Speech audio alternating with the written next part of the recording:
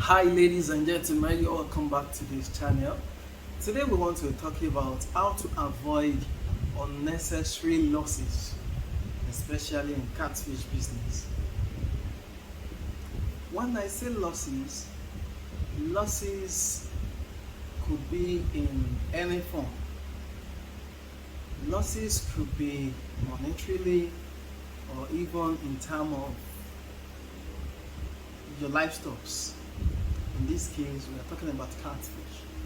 So, I have come up with some of the things you need to put in place in order to avoid unnecessary losses.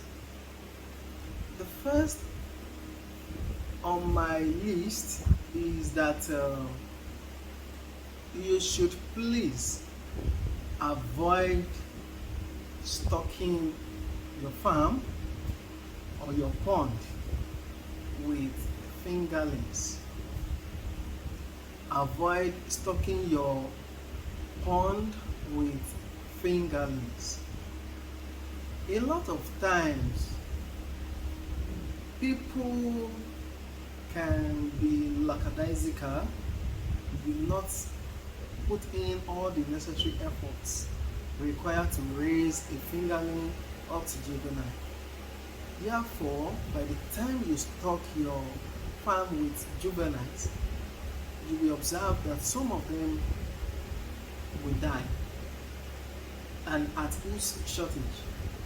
Of course, those people that gave you the fingerlings, you would have paid them. Therefore, the resultant losses is upon your head. So I want to implore you, if you are just starting or you are not hatching your fishes yourself, avoid stocking your farm with fingerlings. It's always advisable you go for juveniles, and the reason is not far-fetched from the fact that if you are raising a juvenile at that level, there's something we call adaptation. Those juveniles would have adapted to the water and all the changes that do occur in water bodies. So it's always advisable you go for the juveniles. At the same time, if you are to get fingerlings, you observe that your fingerlings, the way you are going to feed them in a bowl is going to be different from the way you are going to feed them in a pond, because the volume of water in your pond is almost times 10 of where they are coming from. Therefore, some of them will end up not even eating because they would have swam away, while some will be eating, and the outcome of that is that those ones that are eating, they will eventually feed on those ones that are not eating. That is another shortage. With that, you are going to be harboring what we call cannibalism, because it's more or less like you are feeding some, leaving some behind. Though you are not doing it deliberately, neither are you doing it knowingly. But without you knowing it, that is what is going to happen. You are going to be raising some that are going to be big, and those ones that are bigger will now be the one to feed on the ones that refuse to come out for the feed when you are feeding them. So it's always advisable you go for juveniles. At that level, they would all respond to the feed at a go, unlike if you are giving a fingerlings. Some people do stock their farm with fingerlings because of the price. I think the price range for fingerlings is within the range of 15 naira up to 20 naira or thereabout, while for juvenile is 20 naira above, depending on the location anyways. But I will want to send this to you: avoid stocking your farm with fingerlings. I want to send this to you: avoid stocking your farm with fingerlings. Even if you are the one that hatch the fishes, make sure you raise them up to juveniles. Good. I am actually talking out of experience now, because most of the things I document on this channel is what I've passed through myself, and I will not want you to do something similar. Okay, let me flash back to the previous talking. The previous talking I did around late December. I stocked my ponds with approximately 30,000 plus. Though I wasn't in my right senses because by the time I took those 30,000 plus fishes to the farm, some of them died because I did not use the right container. That one is going to be a video for another day. However, some of them died, but that is not the point I'm driving at now. Some of them died. So by the time I now did sorting, that was like 2 months after I did sorting around February. So I got to know it was very, very difficult for me to see 3,000. Can you see the margin from 30,000 plus up to 3,000? Although when I stocked them, almost like 10,000 died floating on the water bodies. So I had to, but let's say I eventually stocked 20,000 pieces of fingerlings. So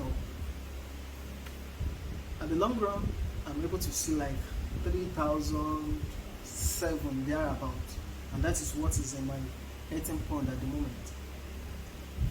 If I had took my time to raise them up to juveniles, the way I packed them, I wouldn't have packed them that way.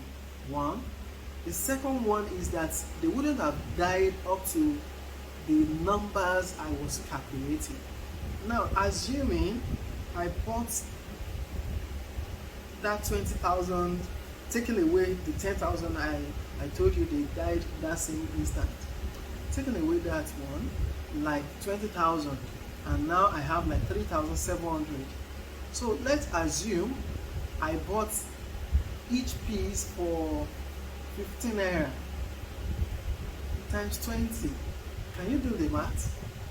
Now I have 3,700. Can you see it as well? So those are the little things that do cause losses, and they are something you can avoid totally. You can avoid them. So on this note, I'm telling you, avoid stocking your farm with fingerlings. If you are not going to raise them in a nursery, if you don't have your nursery, don't introduce them directly into your eating pond.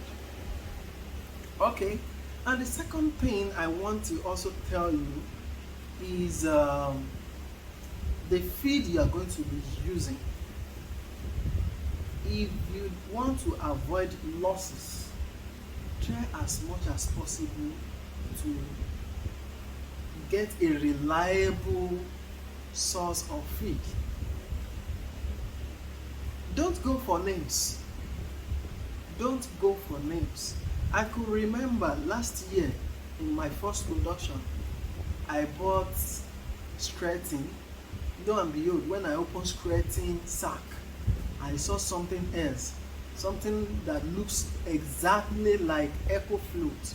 Then I think I bought the bag of 3 mm of skirting for 14,500 naira, and then they were selling Eco Float at the rate of 7,450 or thereabout. I saw Eco Float feed in skirting sack. So if you are to buy with names, you may end up losing money. Therefore, I am recommending, if you cannot have your own meal, make sure whichever feed you are going to be using, they are reliable fish. At the moment, I don't have anyone to recommend to you, but as for me, as you know, in my previous video, I told you henceforth I'm going to be mailing my feeds, but at the moment it's almost at some percent to completion, so we're going to document that one too in the next video. Okay, and another thing I need you to put in place to avoid unnecessary losses is handle your business yourself. Handle your business yourself.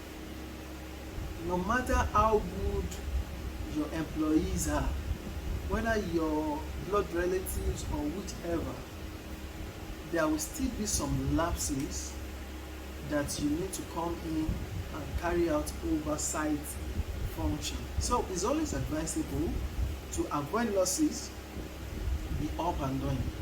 So guys, with a few points of mine, I don't know if this video is going to be long, but at least you're going to derive value watching it. So to believe, if you are to take these and other ones you know in place, of course you will not fail in this catfish business.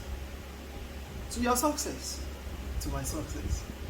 Make sure you subscribe to this channel if you have not subscribed. Of course, you know I love you. Stay safe. Corona is real. You have to be safe. I love you. Bye.